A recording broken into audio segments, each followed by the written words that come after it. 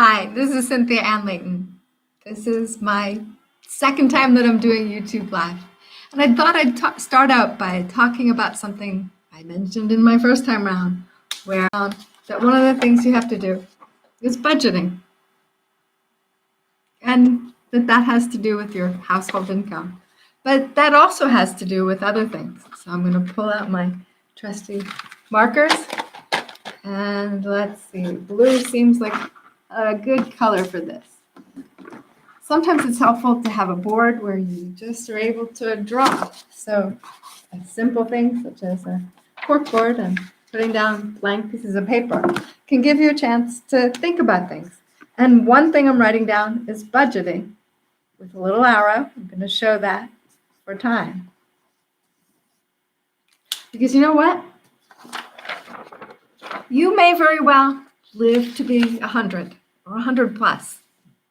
People have been living to 100 from time to time for a while now, and people alive today may live to be quite a bit of number of years older than that.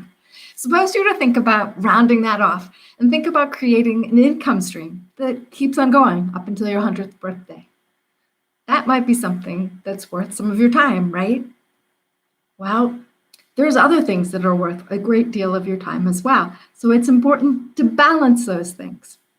So I suggest that you look, yes, at opportunities to create income that are going to carry you well past those retirement years, so that perhaps you can do something small that turns into something not necessarily more of your time, but the ability to perhaps record some of the things that you know how to do, and perhaps turn that into a way to share your expertise with other people who are seeking that kind of expertise, and maybe a little bit of a hand-holding along with that in the way of coaching. But you know what? When you're looking at what you might do for that, I like to suggest that you look at the kinds of things that matter to you. So, for example, one of the things that I bought many, many years ago, I actually gave to my dad. Give us this day our daily bread. And it's made of myrtle wood. And my dad had it for a great number of years. And on his death, it was given back to me. It's something that reminds me of how I chose to spend my time. Every day, I made time to talk to my dad. Just something simple on the phone. Yes, during times when I wasn't doing well. Yes, during times when he wasn't doing well. Yes, during times when I didn't really have much to say. And yes, during times when he didn't have much to say. It was a visit. It was a visit that took place on the phone. Kept me up to date in many ways of things going on in his neighborhood, in our family, and in the world.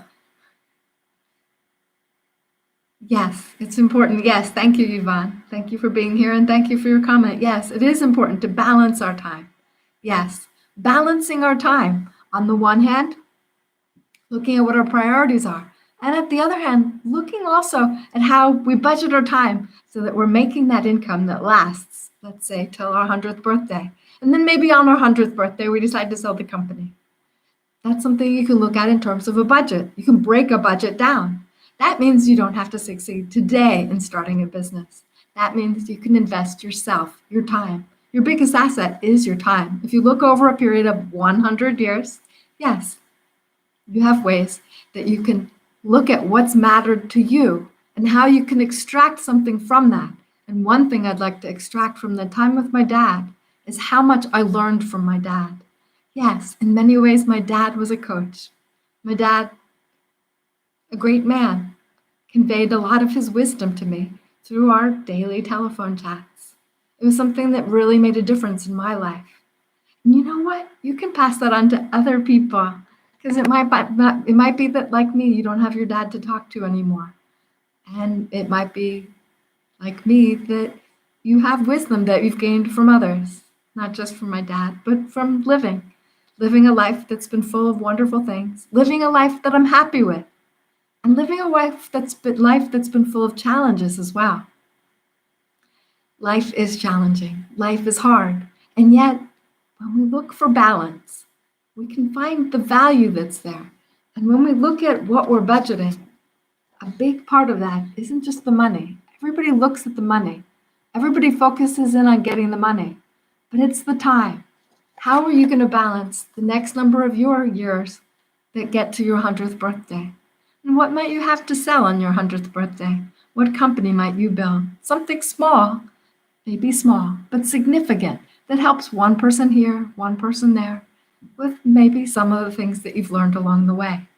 Some of the things that you can provide a little bit of coaching for someone who's going through a tough spot that you've been through, that maybe the first time you went through it, you didn't know how to handle it, but you got help from other people who might not be around anymore to provide that help to others, either in your family, in your circle of friends. Yes, Lloyd, you're right. Thank you for being here. Children spell love, time. Yes, loving people in the world. And your love can extend beyond your time here, because if you've made recordings, and if you've done some coaching that's included some recordings, you'll be leaving behind with each of those people a bit of yourself, a bit of the wisdom that's come from some of the people in your life.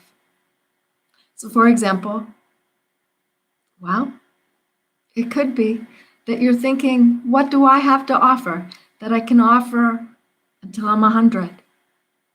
There's a lot of different things that you have to offer. What I'd like to encourage you to do is to pick something as simple as a marker, pick something to lean on, as simple as a group board. And this particular one is just the flip side of a simple table setting. You've got something laying around that you can use that'll inspire you. And you've probably got things that matter to you that are laying around as well, that can inspire you, as this did today.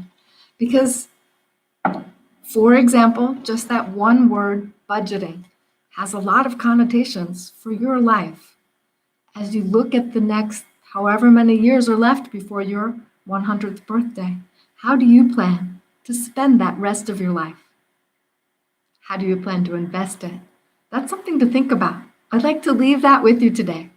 Please consider how to invest your time so that on your 100th birthday, you perhaps have a small asset to sell or to pass on to the next generations.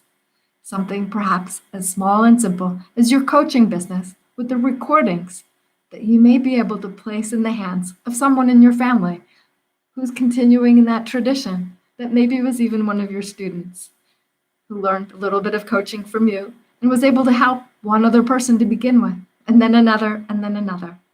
Over time, that one person becomes the second. You know what? Going from 1 to 2 is doubling, but going from 0 to 1 is an infinite leap. So I encourage you to look for that infinite leap and then take things step by step, looking forward at how you're budgeting to get to your 100th birthday with an asset that you have to pass on or to sell. This is Cynthia Ann Layton. Thanks so much for being here. And this is just my second one, so I'm not sure how to say goodbye here. But thank you, Yvonne and Lloyd, for being here. I appreciate your support. Here we go. End stream. Bye-bye. Thanks for being here. See you again soon. And end.